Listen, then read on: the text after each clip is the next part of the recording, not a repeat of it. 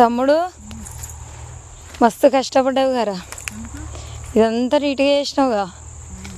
అసలు ఇళ్ళకి నువ్వు ఓరాకుంటుండే, దీనికన్నా ముందు వీడియో చూడండి ఒకసారి, అర్థమవుతుంది.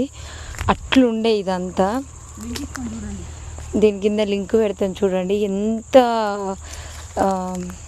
అడవి లెక్క ఉండేనో, మొత్తం చెట్లు ఇట్లా కలుపుకోపోయి ఉండే.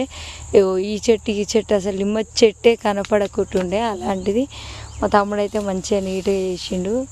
మా తమ్ముడే కాదు, నేను కూడా అనమాట. వాడకు అట్లా కట్ చేస్తూ ఉంటే నేను అన్నీ తీసి పక్కకి వేసేస్తూ ఉంటాను అనమాట. చెరొక పని అయితే చేస్తాం ఎప్పుడైనా.